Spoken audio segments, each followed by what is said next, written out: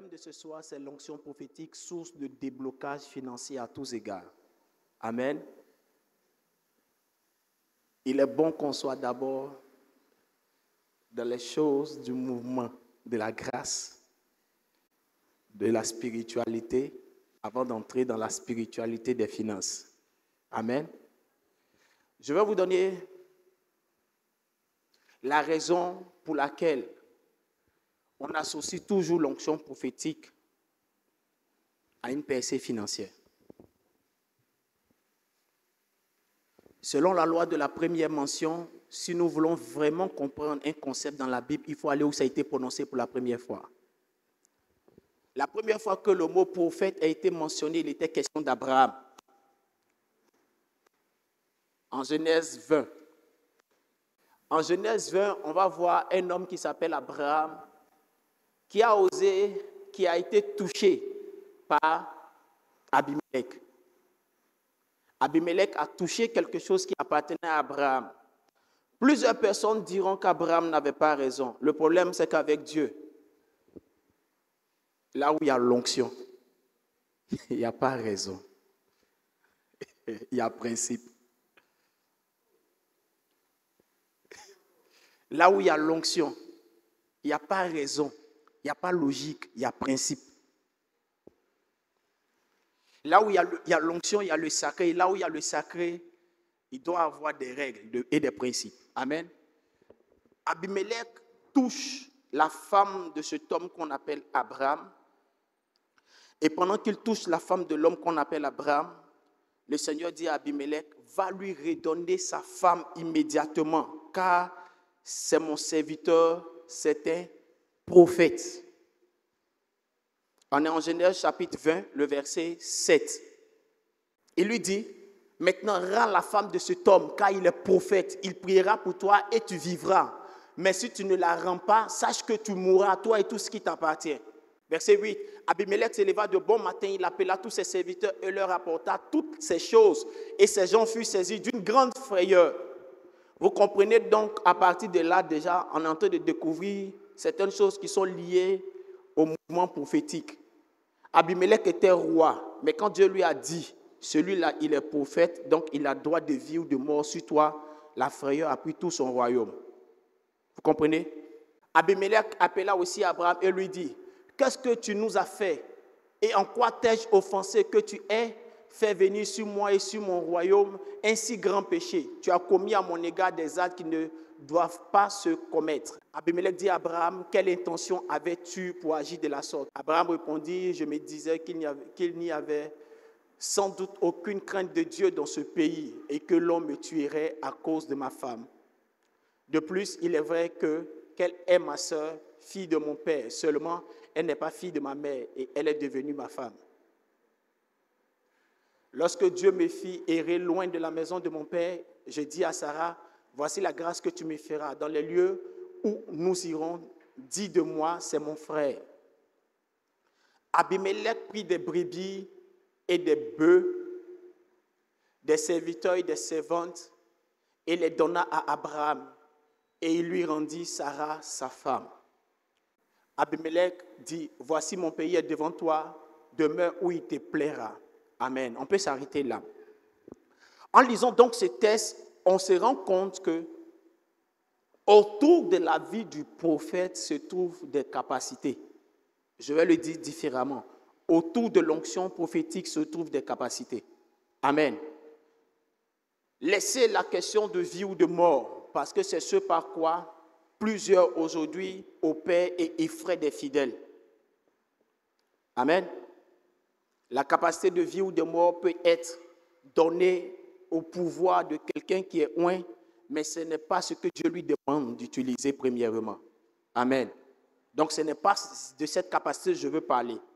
Je veux parler de deux grandes capacités qui se sont dégagées dans ce texte autour de l'onction prophétique. Donc si nous voulons reconnaître les grâces autour d'une onction prophétique, à partir de ce texte, on va se rendre compte qu'Abraham a prié effectivement pour Abimelech et Dieu a guéri Abimelech au point où toute la famille d'Abimelech a été guérie de la stérilité.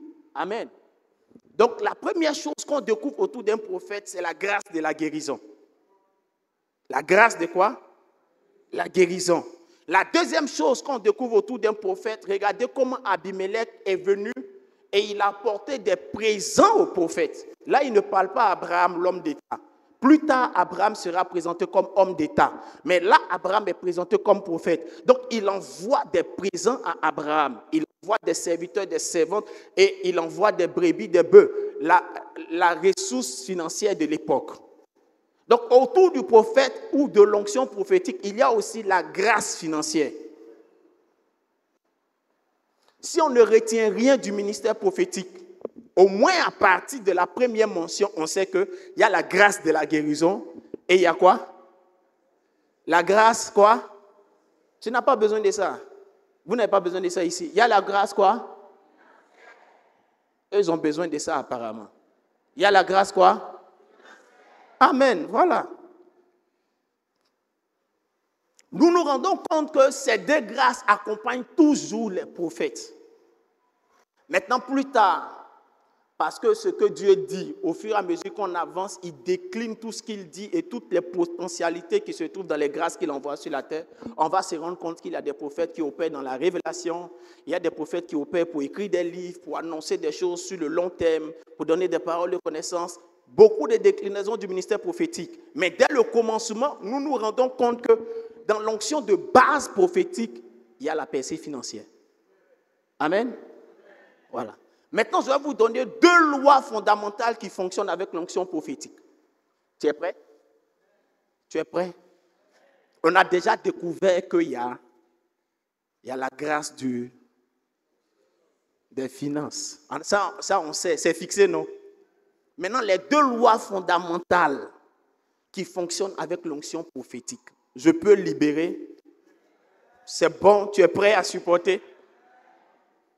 La première loi fondamentale qui fonctionne avec l'onction prophétique, c'est la loi de l'honneur. La loi de l'honneur. Et la loi de l'honneur se retrouve même dans le Nouveau Testament. Celui qui honore un prophète en qualité de prophète fera quoi? Il recevra la récompense. Il y a une récompense liée à l'honneur. Yes. Les grâces dites prophétiques fonctionnent par deux lois. La première loi et la plus connue, c'est la loi de l'honneur. Regardez l'attitude d'Abimelech. Abimelech est roi. Abimelech est sur son territoire. Mais quand il apprend que celui à qui il a affaire est prophète, qu'est-ce qu'il fait? Il vient avec révérence. Il vient avec des présents pour présenter ses excuses. C'est vrai que vous n'avez pas lu dedans pardon. Abimelech n'a pas dit pardon. Abimelech ne s'est pas excusé. Parce que quand on est roi, il y a une manière de parler pour dire qu'on est désolé. Par des actes. Et c'est ça qui est l'honneur. Là où il y a l'honneur, les grâces de Dieu sur le prophète se déploient seules. Souvent même sans son contrôle. Oui, ne vous leurrez pas. Là où il n'y a pas l'honneur, les grâces prophétiques ne se manifestent pas. Jésus, dans sa propre ville, a eu des difficultés à faire beaucoup de miracles. Quoi qu'il soit, Jésus. Et lui-même, il le dira, un prophète n'est jamais bien reçu chez lui. Pourquoi? Parce que chez lui, on ne peut pas le voir dans la dimension d'un porteur de grâce. Je sais que ça n'est pas ici, il n'y a pas ça ici. C'est ce qui me plaît avec El Kabot. Ah, vous n'avez pas dit Amen? Ou bien c'est comme ça que vous faites ici, au prophète de la maison. Si vous ne le voulez pas, nous on va le prendre pour partir. Hein. Ah, tu as vu, ma femme a dit, oh yes. Si. Si vous ne voulez pas, la Côte d'Ivoire va le prendre pour partir. Écrivez ce que j'ai dit. Écrivez bien. Si vous ne voulez pas, la Côte d'Ivoire va le prendre pour partir. Sur la Côte d'Ivoire.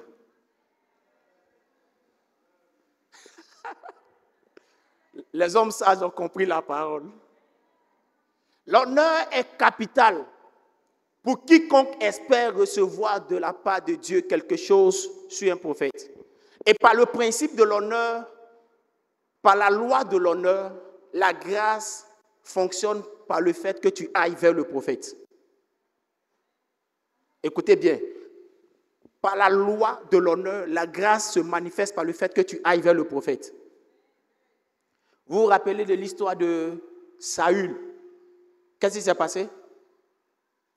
Saül cherchait les ânesses et son serviteur lui a dit, il y a ici un prophète vers qui nous pouvons consulter l'Éternel.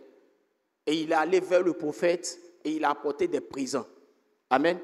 C'est ça le principe de la loi de l'honneur pour la grâce prophétique. Même dans le cas d'Abimelech, il pouvait rester chez lui et puis appeler Abraham. Non, il a compris que ça ne peut pas fonctionner comme ça. Il est allé vers lui. Rappelez-vous de ces 3 rois qui devaient aller en guerre. 3 rois devaient aller en guerre, ils étaient dans des difficultés et ils ont posé la question, y a-t-il ici un prophète par qui nous puissions consulter l'Éternel? On leur a dit, il y a Élisée qui versait l'eau dans la main d'Élie. La Bible dit qu'ils sont allés vers Élisée et la parole de l'Éternel s'est fait entendre. Rappelez-vous aussi l'histoire de Naaman le lépreux. Il est allé vers le roi avec honneur et le roi lui a dit, ce n'est pas moi, il est allé vers le prophète. La loi de l'honneur fonctionne dans le prophétique quand on va vers le prophète. C'est pourquoi vous pouvez voir des personnes dans la Bible, on dit qu'ils sont allés vers le prophète. Vers le prophète. Il y a des cas où le prophète peut venir vers toi et l'attitude de l'honneur va faire que la grâce va couler. La femme Sunamite. Amen. La deuxième loi, qui peut être la loi qui nous concerne ce soir. Assieds-toi bien. C'est la loi du but. Dis avec moi la loi du but. Dans la loi du but, on ne va pas forcément vers le prophète, mais à cause des objectifs de Dieu, il peut envoyer le prophète vers nous.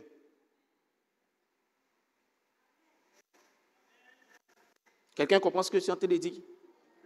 Dans la loi du but, on ne va pas forcément vers le prophète, mais Dieu peut envoyer le prophète vers nous.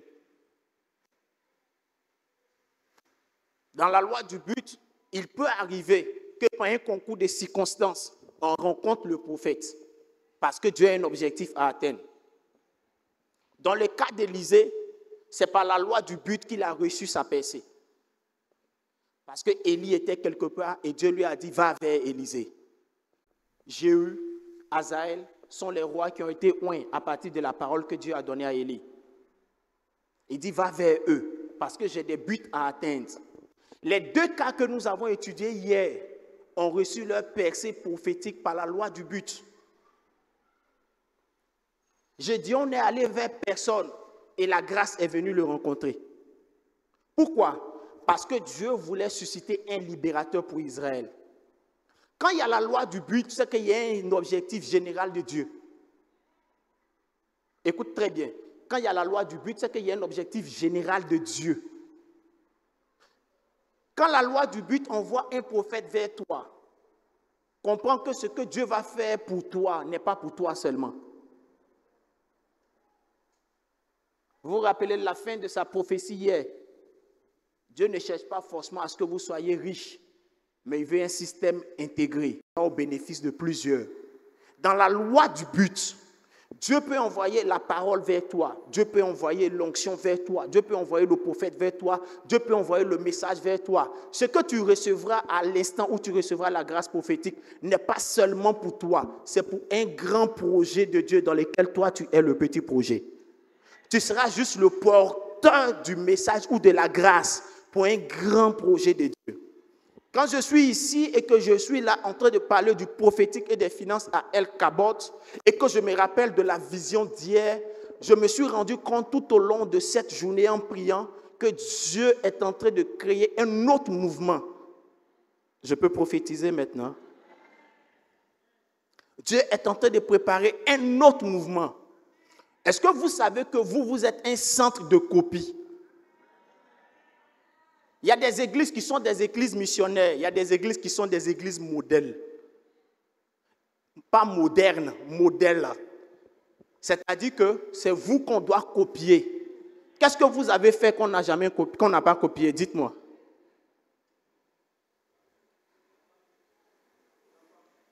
Depuis que vous êtes né, qu'est-ce que vous faites qu'on ne copie pas? Donc, vous êtes des églises tuteurs, églises modèles. Donc, aujourd'hui, je suis le prophète que Dieu envoie vers vous pour vous annoncer une nouvelle orientation de l'église El Kabot. C'est l'orientation entreprise. Écoutez très bien. Non, ne vous pressez pas à crier. Quand je suis dans cette dimension, je ne cherche pas les émotions. Je veux faire comprendre ce que Dieu dit. Écoutez très bien. Dans cette dimension, Dieu s'attend à ce que vous ne soyez pas simplement en train d'ouvrir des églises, mais ouvrir aussi des entreprises, afin qu'on puisse dire, allons faire comme El Kabot pour cesser de faire école, pour cesser de faire centre de santé. On va faire maintenant d'autres types d'entreprises. Parce que les signes à partir desquels on connaît les communautés assemblées de Dieu, c'est les écoles, c'est les centres de santé. Mais on n'a pas encore vu de grandes entreprises et on a dit, ça c'est pour une église assemblée de Dieu. Et je viens en tant que prophète de l'Éternel pour dire que El Kabot devient comme une personne prophétique, homme d'affaires.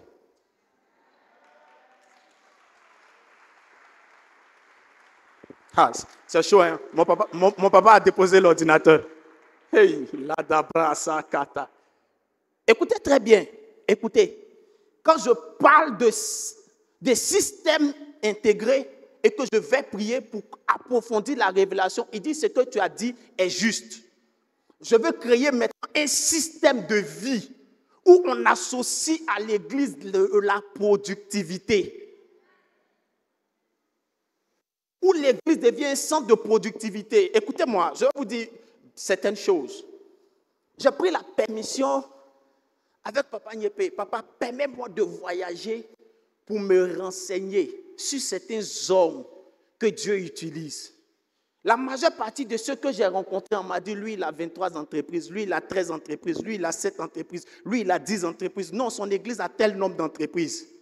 Écoutez, ce que vous transportez est tellement grand que Dieu ne peut plus permettre que vous fonctionnez par les dîmes et les offrandes.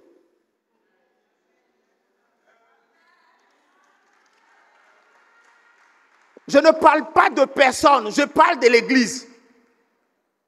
Je ne parle plus de personne, je parle de l'église. Ce que l'église transporte est tellement immense dans le plan de Dieu pour le nouveau réveil. Dans le plan de Dieu pour le nouveau réveil, permettez-moi de vous le dire, les églises assemblées de Dieu commenceront à faire des grandes croisades, financées par elles-mêmes, par les caisses, sans attendre des offrandes des fidèles.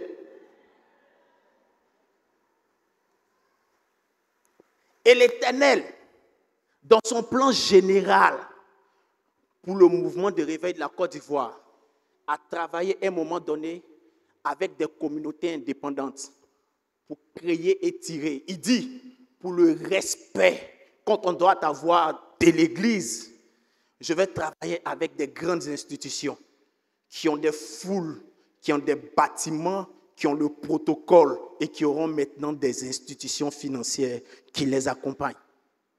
Quelqu'un comprend bien ce que je suis en train de dire?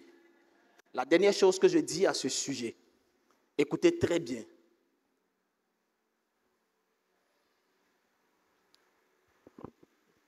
On ne pourra plus former qu'au primaire et au lycée. On formera à des universités bâties par vous.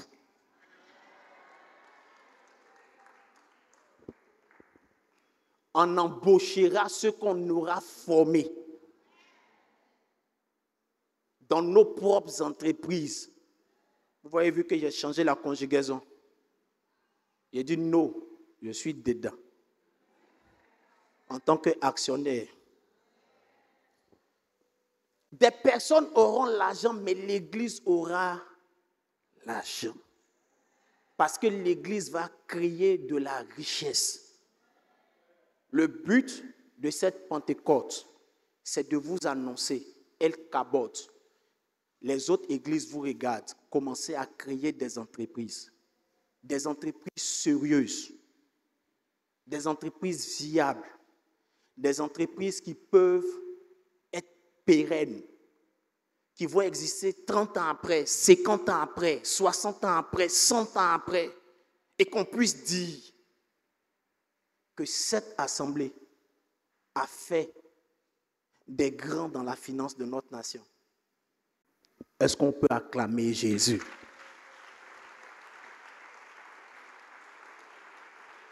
À ce stade-là, j'ai fini, non? Quand tu donnes la prophétie générale du programme, là, tu as fini, non? Ou bien on doit donner pour les particuliers maintenant? On fait le service particulier. Amen. Dieu vient de confirmer que les maillons déjà sont préparés.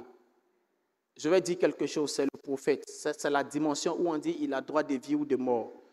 Je ne crois pas qu'il peut avoir une œuvre de la sorcellerie qui peut bloquer ça. Si, tu n'as même pas envie de prendre ce risque. Non. Même si on te payait des milliards et que tu veux essayer, tu vas leur dire je refuse cet argent, je n'ai pas envie de mettre ma vie en danger. Tu sais pourquoi? Parce que ça ne dépend pas que de El Kabod. C'est la loi du but. C'est la loi du but et c'est plus grand. C'est vraiment plus immense. Ça dépasse vos murs. C'est juste que ça passe par vos murs. Amen. Papa, il ne ratera rien de tout ce que tu lui demanderas. Toi, trouve des bons administrateurs qui vont gérer les entreprises et sois le président du conseil d'administration. Ne mets pas quelqu'un parce qu'il est ancien fidèle, mais des personnes compétentes dans le monde séculier. Mais des personnes compétentes parce qu'ils ont l'expertise et qu'ils t'aiment et qu'ils te sont loyaux.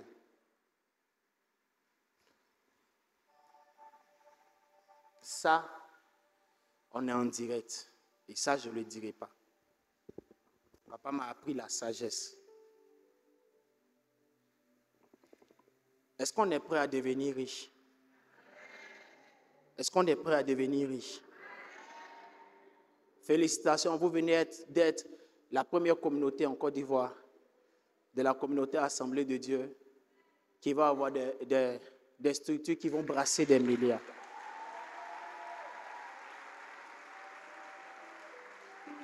Cette Pentecôte est une Pentecôte de but. Cette dimension prophétique est une dimension prophétique de but. Dieu envoie son prophète, point but. Dieu a envoyé Moïse vers Israël, point but. Dieu a envoyé Samuel chez Isaïe, point but. Les buts dépassaient leur famille. Les buts dépassaient leur personne. Quand Moïse délivrait Israël, ce n'était pas pour qu'Israël soit simplement sur un territoire. C'est parce que les nations de la terre devaient plus tard copier le modèle d'Israël pour pouvoir adorer l'Éternel. C'est parce qu'Israël devait porter le Seigneur Jésus pour que nous, on puisse le connaître par lui. Quelqu'un comprend ce que je suis en train de dire? Chaque fois qu'il y a un but, il y a un grand projet de Dieu qui doit se réaliser prophétiquement. Amen. Je veux maintenant qu'on prie. On va prier pour toi et moi. Pourquoi? Là où il y a de grands projets de Dieu, Dieu suscite toujours des personnes capables d'accompagner ces projets.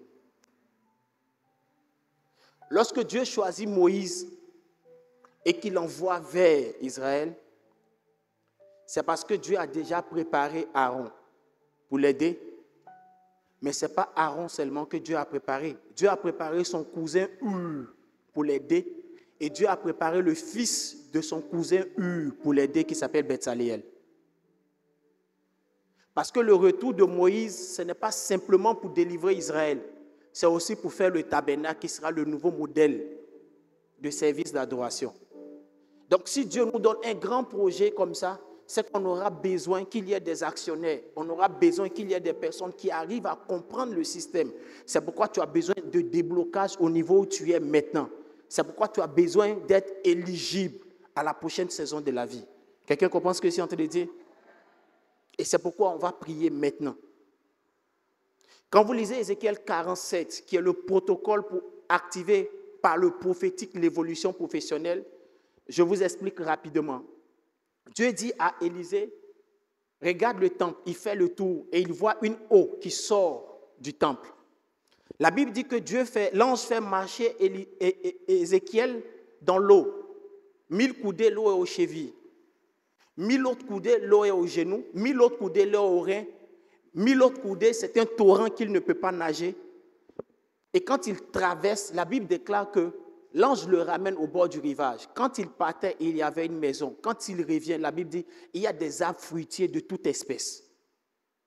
Dans le protocole prophétique avec Dieu, plus tu évolues dans ta relation avec Dieu prophétique, plus Dieu lui-même crée de la productivité.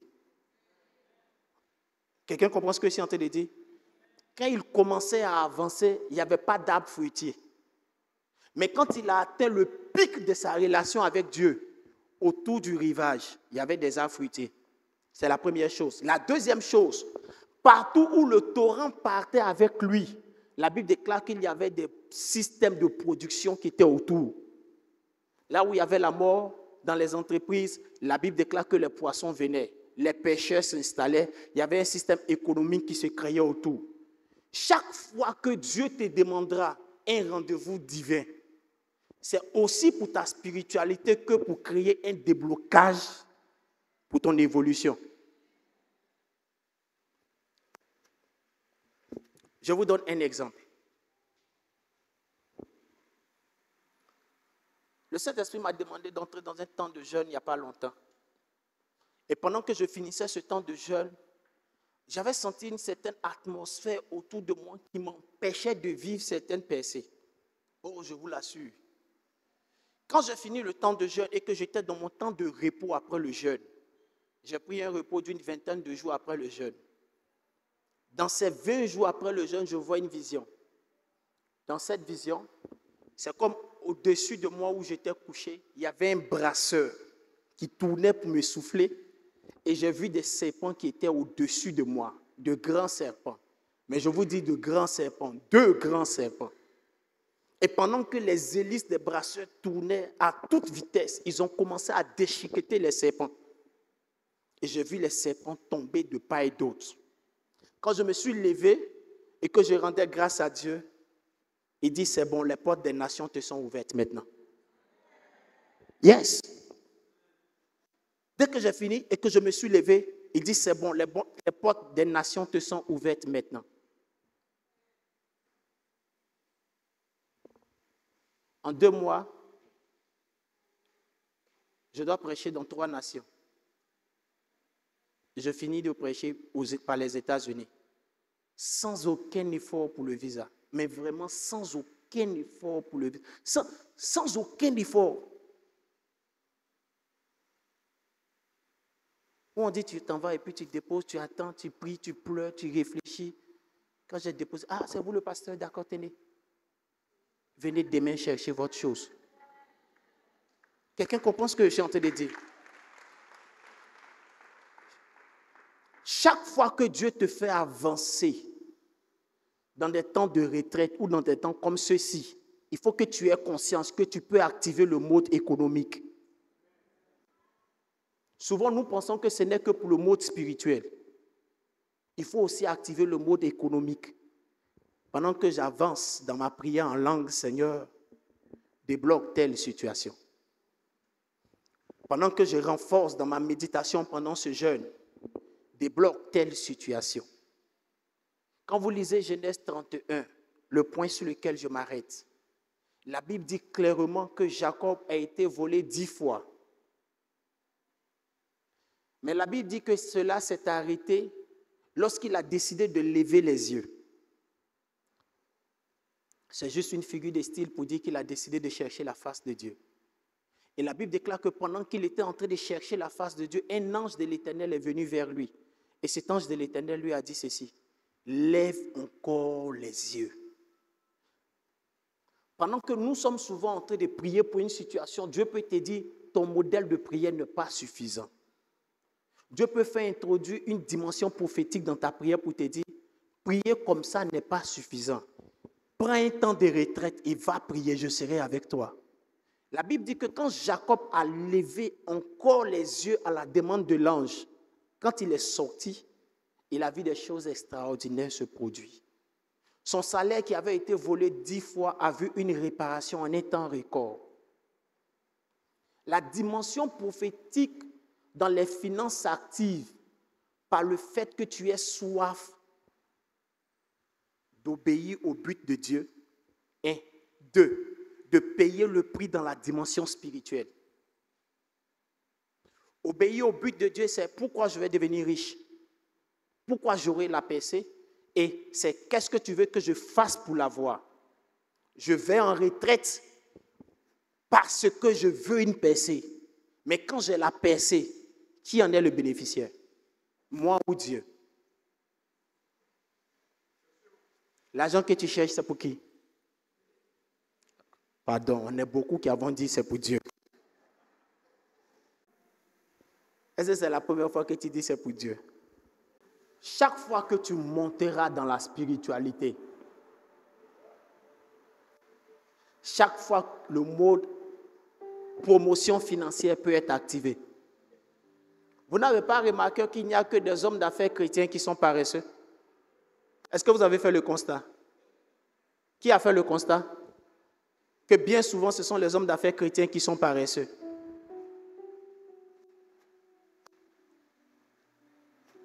Nous, les prophètes, là, je vais vous dire la vérité.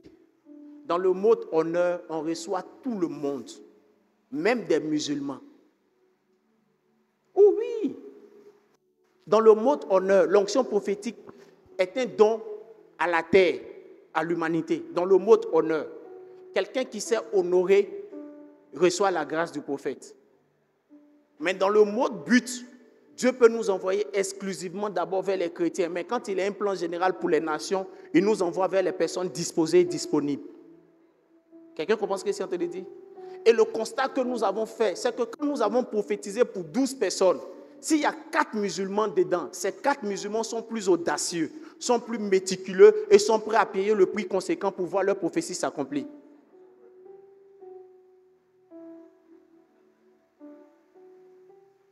Audacieux, méticuleux, anticipateur.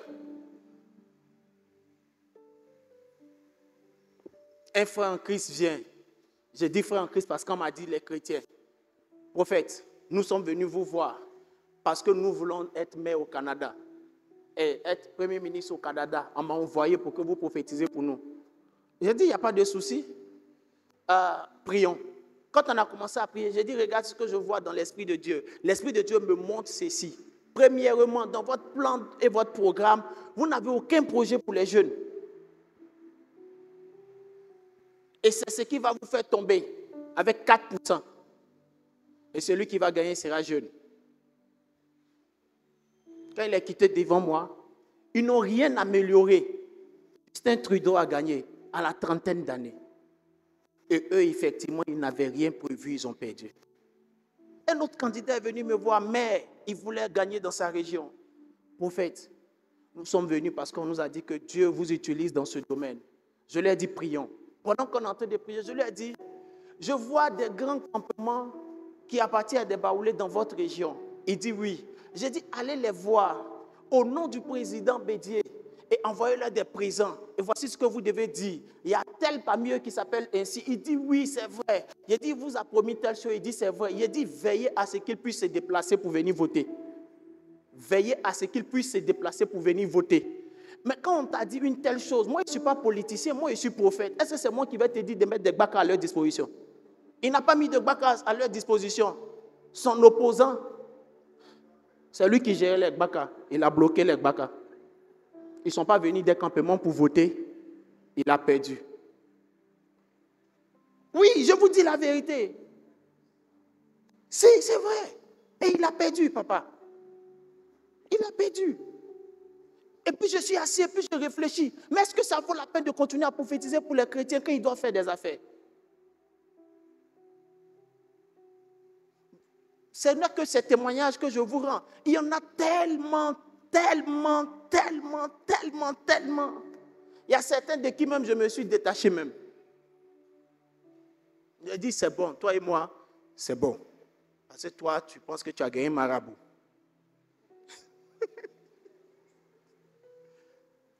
Église, est-ce qu'ici, il y a des personnes battantes qui veulent voir des percées? On va prier Dieu. On va prier Dieu ce soir.